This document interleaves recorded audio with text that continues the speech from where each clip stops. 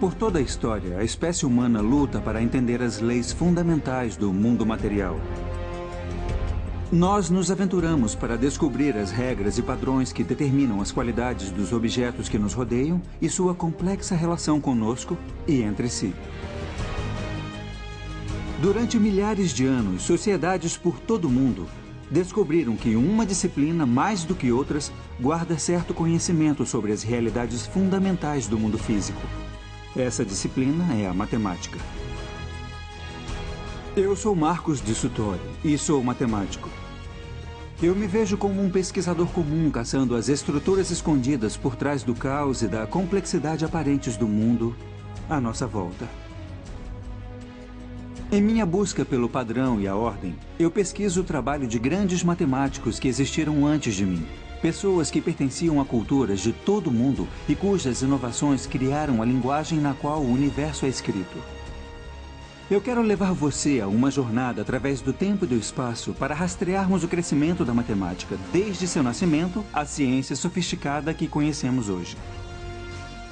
Usando imagens geradas por computador, vamos explorar as descobertas que permitiram que as primeiras civilizações entendessem o mundo matematicamente.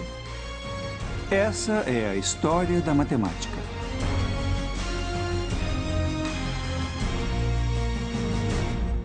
A história da matemática.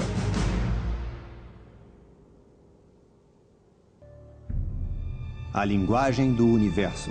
Versão brasileira Som de Vera Cruz Studios. Distribuição Sinapse.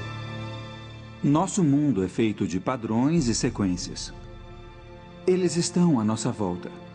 O dia se torna noite, os animais andam pela terra em constante mutação, paisagens são frequentemente alteradas. Um dos motivos que contribuíram com o início da matemática foi a busca pelo entendimento do sentido desses padrões naturais. Os conceitos mais básicos da matemática, espaço e número, estão arraigados em nosso cérebro. Até os animais têm um sentido de distância e quantidade. Percebem quando seu bando está desfalcado, quando devem lutar ou voar, e calculam se sua presa está numa distância acessível. Entender matemática é a diferença entre vida e morte. Mas foi o homem que pegou esses conceitos básicos e começou a construir essas bases. Em algum ponto, os humanos começaram a localizar padrões e fazer conexões para contar e ordenar o mundo em torno deles. E com isso, um novo universo matemático começou a surgir.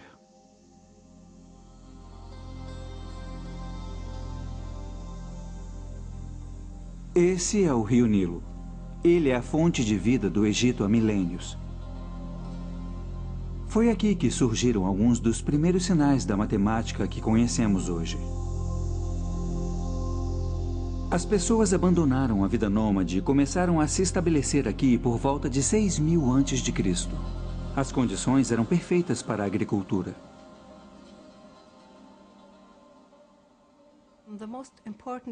O evento mais importante na agricultura egípcia a cada ano era a cheia do Nilo. Então ela foi usada como marcação do início de cada ano. Os egípcios registraram o que acontecia em períodos de tempo. Para estabelecer um calendário como esse, você tem que contar quantos dias, por exemplo, havia entre as fases da lua, ou quantos dias havia entre duas cheias do Nilo. Registrar os padrões das estações era essencial não só para a gerência da terra, mas também para a religião. Os antigos egípcios que se estabeleceram nas margens do Nilo acreditavam que era o deus do rio que o enchia a cada ano e, em troca da água que fornecia a vida, os cidadãos ofereciam uma porção da produção como agradecimento. Quando os assentamentos ficaram maiores, se tornou necessário encontrar maneiras de administrá-los. Era preciso calcular porções de terra, fazer previsão das colheitas e cobrar impostos. Resumindo, as pessoas precisavam contar e medir.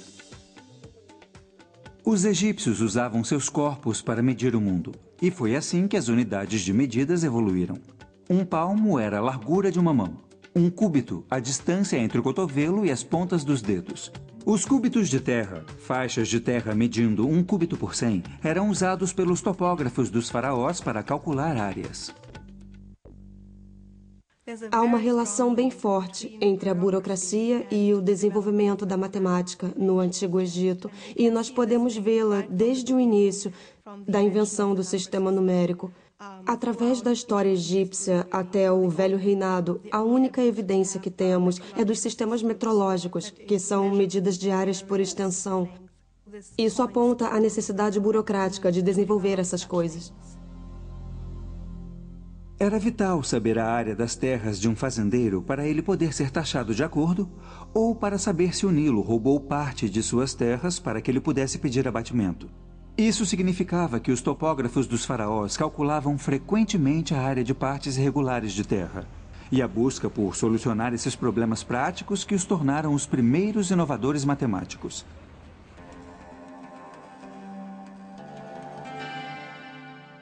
Os egípcios precisavam de uma maneira de registrar os resultados de seus cálculos. Entre todos os hieróglifos nas lembrancinhas turísticas espalhadas pela cidade do Cairo, eu estava à caça daqueles que registram os primeiros números da história. Eles são difíceis de serem encontrados. Mas, enfim, encontrei. Os egípcios usavam um sistema decimal motivado pelos 10 dedos das mãos. O sinal de 1 era um risco. 10 era um osso de calcanhar, 100 um rolo de corda e 1000 eram plantas de lótus. Quanto é essa camiseta? Ela custa 25 libras. 25? É. Então são 2 ossos de calcanhar e 5 riscos. Isso. Então não vai me cobrar nada disso aqui. 1 milhão aqui. 1 milhão? Meu Deus! Não, Esse não. é 1 milhão? 1 milhão é muita coisa. Os hieróglifos são bonitos, mas o sistema numérico egípcio era fundamentalmente simples. Eles não tinham o conceito de uma notação posicional. Então, um risco só podia representar uma unidade, não 100 ou 1000. Apesar de escrever 1 milhão com apenas um desenho e não os 7 que usamos, se você quisesse escrever 1 milhão menos 1, o pobre escriba egípcio teria que escrever 9 riscos, 9 ossos de calcanhar, 9 rolos de corda e assim por diante, num total de 54 desenhos. Apesar do inconveniente desse sistema numérico, os egípcios eram brilhantes solucionadores de problemas. Sabemos disso por causa dos poucos registros que sobreviveram. Os escribas egípcios usavam folhas de papiro para registrar suas descobertas matemáticas. Esse delicado material feito de talos de plantas foi destruído com o tempo e muitos segredos pereceram com ele. Mas há um documento revelador que sobreviveu. O papiro matemático de Hind é o documento mais importante que temos hoje da matemática egípcia. Temos uma boa ideia de que tipos de problemas os egípcios tinham que enfrentar em sua matemática. Também temos uma demonstração explícita de como as multiplicações e divisões eram feitas. O papiro mostra como multiplicar 2 números grandes. Mas, para ilustrar o método, vamos pegar 2 números menores. Vamos usar 3 vezes 6. O escriba pegava o primeiro número, 3, e colocava numa coluna. Na segunda coluna, ele colocava o número 1. E depois dobrava os números em cada coluna, então 3 se tornava 6. E 6 se tornava 12. E depois, na segunda coluna, 1 se tornava 2 e 2 se tornava 4. Aqui está a parte interessante. O escriba quer multiplicar 3 por 6. Então pega os grupos na segunda coluna, que somam 6. São 2 mais 4. Depois ele volta à primeira coluna e pega as fileiras correspondentes ao 2 e ao 4. Então são 6 e 12.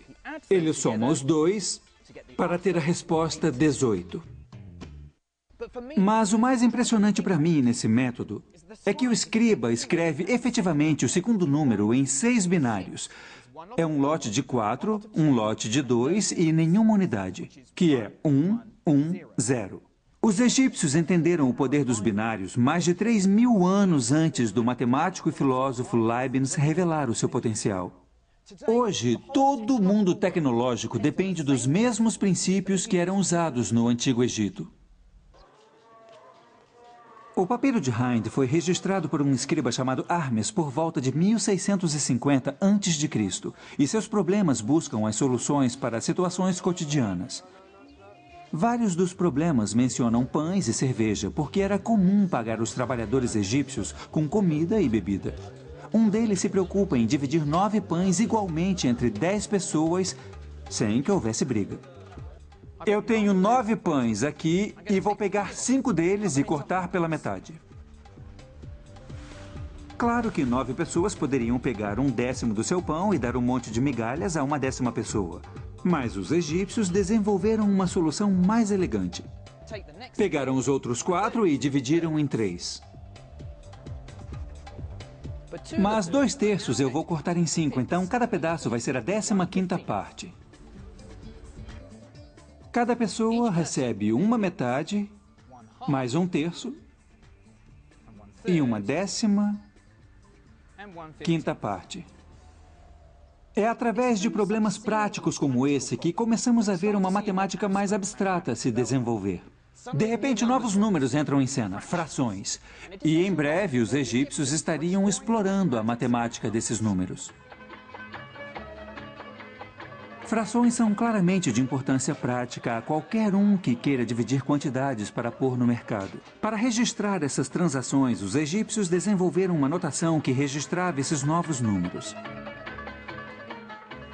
Uma das mais antigas representações dessas frações veio de um hieróglifo que tinha grande significado místico.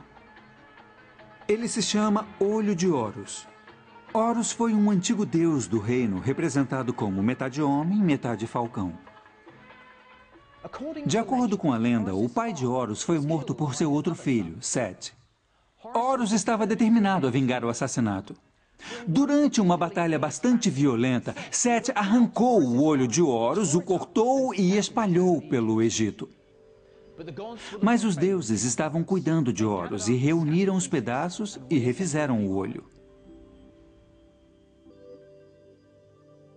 Cada parte do olho representava uma fração diferente. Cada uma é metade da fração anterior. Apesar de o olho original representar uma unidade inteira, o olho reunido é 64 avos menor. Apesar dos egípcios terem parado em 1/64 avos, fica implícito nessa figura a possibilidade de adicionar mais, cortando pela metade cada vez até a soma chegar mais perto de 1, mas nunca chegando realmente nele. Essa é a primeira pista de algo chamado série geométrica e aparece em vários pontos do papiro de Hind. Mas o conceito de série infinita se manteria oculto até os matemáticos da Ásia o descobrirem séculos depois. Criando um sistema de números incluindo essas novas frações, era hora dos egípcios aplicarem seu conhecimento no entendimento de formas encontradas no dia a dia. Essas formas eram quadrados ou retângulos, raramente regulares, e no papiro de Hind achamos a área de uma forma mais orgânica, o círculo. O que é surpreendente no cálculo da área de um círculo é a exatidão. Como eles encontraram o método, ainda não se sabe, porque os textos que temos não nos mostram como foram obtidos. Esse cálculo é particularmente notável porque depende de vermos como a forma do círculo pode ser aproximada pelas formas que os egípcios já entendiam. O papiro de Hind diz que um campo circular com um diâmetro de 9 unidades tem a área próxima à de um quadrado com lados de 8 unidades. Mas como essa relação foi descoberta? Minha teoria preferida vê a resposta no antigo jogo da Mancala. Os tabuleiros de Mancala foram encontrados esculpidos nos telhados dos templos. Cada jogador começa com um número igual de pedras e o objetivo do jogo é movê-las pelo tabuleiro, capturando as peças do oponente no caminho. Enquanto os jogadores esperavam fazer sua próxima jogada, talvez um deles tenha percebido que às vezes as peças enchem os buracos circulares no tabuleiro da Mancala de uma maneira completa. Ele pode ter experimentado fazendo círculos maiores. Talvez tenha percebido que 64 pedras, o quadrado de 8, podem ser usadas para fazer um círculo com um diâmetro de 9 pedras. Reorganizando essas pedras, o círculo se aproximou de um quadrado. E porque uma área de um círculo é π vezes o raio ao quadrado, o cálculo egípcio nos dá o primeiro valor exato do π. A área do círculo é 64. Divida isso pelo raio ao quadrado. Nesse caso, 4,5 ao quadrado, e você tem o valor do π. Então, 64 divididos por 4,5 ao quadrado são 3,16, apenas um pouco abaixo dos 2/100 do seu verdadeiro valor. Mas o mais brilhante é que os egípcios usavam essas formas menores para capturar a forma maior. Mas há um símbolo impositivo e majestoso da matemática egípcia que ainda não tentamos desvendar: a pirâmide. Eu já vi tantas fotos que achava que não iria me impressionar com elas. Mas, vendo cara a cara, você entende por que são chamadas de uma das 7 maravilhas do mundo antigo. Elas são estonteantes e imagina o quanto mais impressionantes devem ter sido na sua época, quando as quinas eram afiadas como vidro, refletindo o sol do deserto. Para mim, parece que havia pirâmides espelhadas escondidas debaixo do deserto, o que completaria essas formas fazendo octaedros perfeitamente simétricos. Às vezes, na luz do calor do deserto, você quase pode ver essas formas. É a pista da simetria escondida dentro dessas formas que as torna tão impressionantes para um matemático. As pirâmides são um pouco curtas para criar essas formas perfeitas. Mas algumas sugerem que outro conceito matemático importante pode estar escondido dentro das proporções da Grande Pirâmide: a proporção áurea. Há 2 extensões na proporção áurea. Se a relação da mais longa com a mais curta for a mesma que a soma de 2 do lado maior, essa proporção é associada com as proporções perfeitas encontradas por toda a natureza e também no trabalho de artistas, arquitetos e designers do milênio. Se os arquitetos das pirâmides eram conscientes dessa importante ideia matemática ou eram instintivamente levados a ela por causa de suas propriedades estéticas satisfatórias, nunca vamos saber. Para mim, o mais impressionante nas pirâmides é a genialidade matemática necessária para fazê-las, incluindo a primeira alusão a um dos grandes teoremas do mundo antigo, o Teorema de Pitágoras. Para conseguir cantos de ângulos retos perfeitos em seus prédios e pirâmides, os egípcios usavam uma corda com um nós. Em algum momento, os egípcios perceberam que se passassem um triângulo com lados marcados por 3 nós, 4 nós e 5 nós, isso garantiria a eles um ângulo reto perfeito. Isso porque 3 ao quadrado mais 4 ao quadrado é igual a 5 ao quadrado. Então temos um perfeito triângulo de Pitágoras. Na verdade, quaisquer triângulos cujos lados satisfaçam essa relação nos darão um ângulo de 90 graus. Mas tenho certeza de que os egípcios não tinham essa generalização nos seus triângulos de 3, 4 e 5. Não podemos esperar encontrar uma prova geral, porque esse não é o estilo da matemática egípcia. Todo problema foi resolvido usando números concretos, e se uma verificação fosse feita no final, ela usaria o resultado e esses números concretos. Não há prova geral entre os textos matemáticos egípcios. Levaram uns 2000 anos até que os gregos e Pitágoras provassem que todos os triângulos retângulos partilhavam de certas propriedades. Essa não foi a única ideia matemática que os egípcios descobriram. Em um documento de 4000 anos, chamado de Papiro de Moscou, encontramos uma fórmula para uma pirâmide com o seu pico cortado, o que mostra a primeira pista de cálculos em andamento. Para um local como o Egito, que é famoso por suas pirâmides, é de se esperar que problemas como esse fossem constantes em seus textos matemáticos. O cálculo do volume de uma pirâmide cortada é uma das partes mais avançadas da matemática do Antigo Egito em relação aos nossos padrões modernos. Os arquitetos e engenheiros certamente queriam essa fórmula para calcular a quantidade de material exigida para suas construções. Mas a sofisticação da matemática egípcia é que pôde produzir um método tão bonito.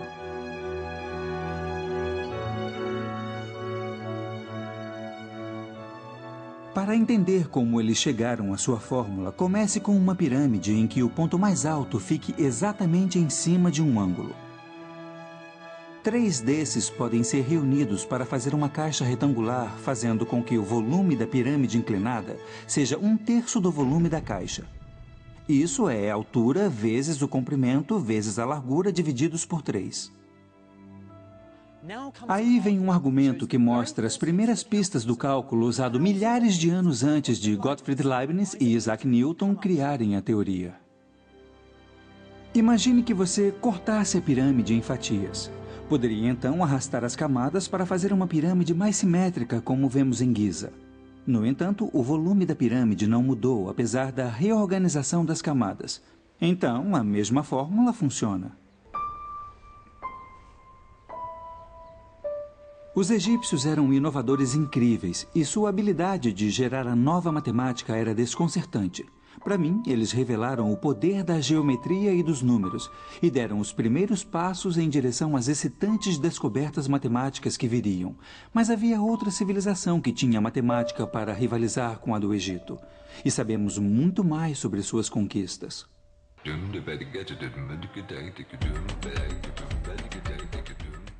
Essa é Damasco. Com mais de 5.000 anos, hoje em dia ainda é vibrante e animada. Ela era o ponto mais importante nas rotas de comércio, ligando a velha Mesopotâmia ao Egito. Os babilônios controlavam a maior parte do que hoje é Iraque, Irã e Síria, desde 1800 a.C. Para expandir e comandar seu império, eles se tornaram mestres na manipulação e administração de números. Temos códigos legais, por exemplo, que nos dizem sobre como a sociedade era ordenada. E as pessoas que mais conhecemos são os escribas, pessoas profissionalmente instruídas que mantinham registros de famílias ricas e de templos e palácios. Escolas de escribas existiam desde 2500 a.C. Escribas aspirantes eram mandados para lá crianças e aprendiam a ler, escrever e trabalhar com números. Os registros de escribas foram mantidos em blocos de argila, o que permitiu que os babilônios comandassem e aumentassem seu império. No entanto, muitos dos blocos que temos hoje não são documentos oficiais, mas exercícios de crianças. São relíquias incomuns que nos dão uma ideia rara de como os babilônios lidavam com a matemática. Esse é um livro escolar de geometria do século XVIII a.C. e vocês podem ver que há várias figuras nele. E embaixo de cada figura há um texto que dá um problema sobre ela. Por exemplo, esse aqui diz: eu desenhei um quadrado com 60 unidades de comprimento e dentro fiz 4 círculos. Quais são as suas áreas? E esse pequeno bloco aqui foi escrito pelo menos 1000 anos depois do outro bloco. Mas tem uma relação bem interessante com ele. Ele tem também 4 círculos dentro de um quadrado mal desenhado. Mas não é um livro, é um exercício escolar. O adulto que ensinava dava isso ao aluno como exemplo de dever de casa ou uma coisa assim. Como os egípcios, os babilônios parecem interessados em resolver problemas práticos relacionados a pesos e medidas. A solução babilônica a esses problemas é escrita como receitas matemáticas. Um escriba simplesmente seguia e gravava uma série de instruções para chegar ao resultado. Aqui há um exemplo do tipo de problema que eles resolviam. Eu tenho um feixe de gravetos de canela aqui, mas eu não vou pesá-lo. Ao invés disso, vou pegar 4 vezes seu peso e colocar na balança. Agora vou adicionar 20 jin. Jin era a medida de peso babilônica. Eu vou pegar metade de tudo e adicionar de novo. Então são 2 feixes e 10 jin. Agora tudo desse lado é igual a 1 mana. 1 mana era 60 jin. E aqui temos uma das primeiras equações matemáticas da história. Tudo desse lado é igual a 1 mana. Mas quanto pesa o feixe de gravetos de canela?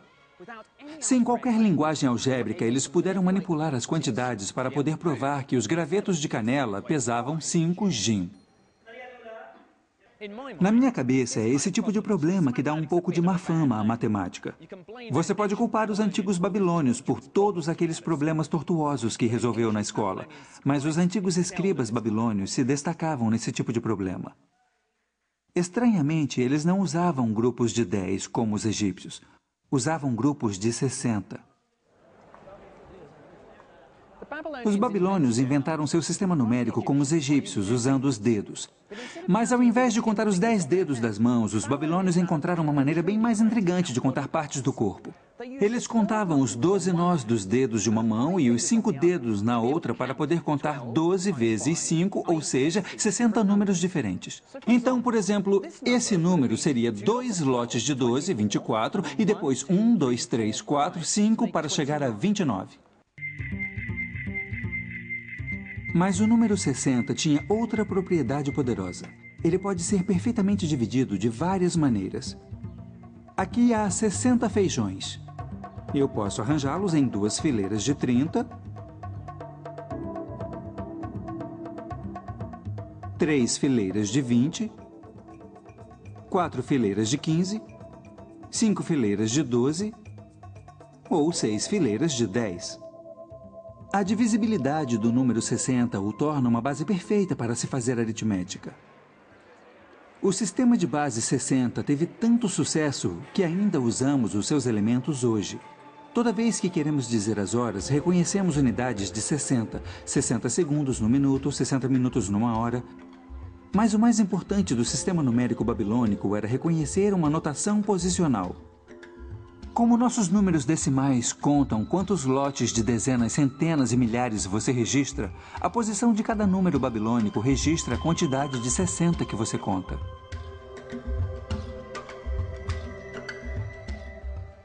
Ao invés de inventar novos símbolos para números maiores, eles escreveram 111. Então, esse número seria 3.661. O catalisador dessa descoberta foi o desejo babilônico de mapear o curso do céu noturno.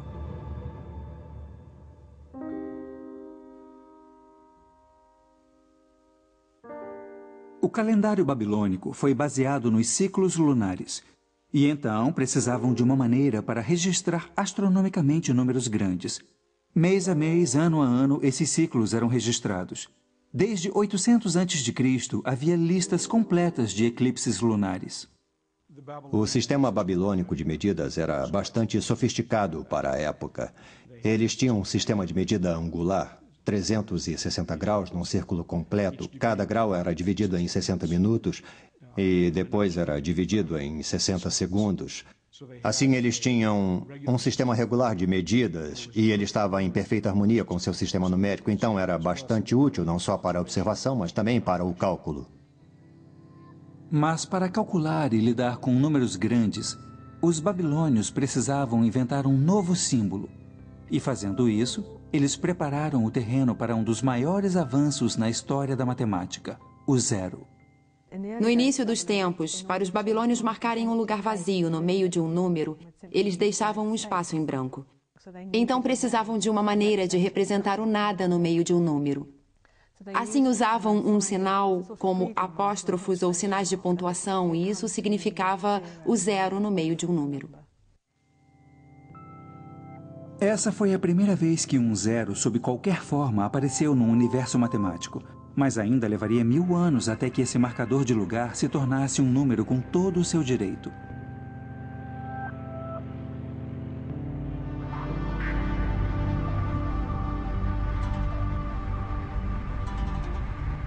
Tendo estabelecido um sistema numérico tão sofisticado, eles o usavam para domar a terra inóspita e árida que atravessava a Mesopotâmia. Engenheiros e topógrafos babilônios encontraram maneiras engenhosas de acessar a água e canalizá-la para os campos de colheita. Mais uma vez, eles usavam a matemática para chegar às soluções. O Vale do Orontes, na Síria, ainda é um eixo de agricultura e os velhos métodos de irrigação são explorados hoje como eram milhares de anos atrás. Vários problemas em matemática babilônica são ligados a medidas de terras e aqui vimos pela primeira vez o uso de equações de segundo grau, um dos grandes legados da matemática babilônica. Equações de segundo grau envolvem situações em que a quantidade desconhecida que você tenta identificar é multiplicada por si mesma. Chamamos de elevar ao quadrado porque ela dá a área de um quadrado. E é no contexto do cálculo de áreas de terras que essas equações de segundo grau surgem naturalmente.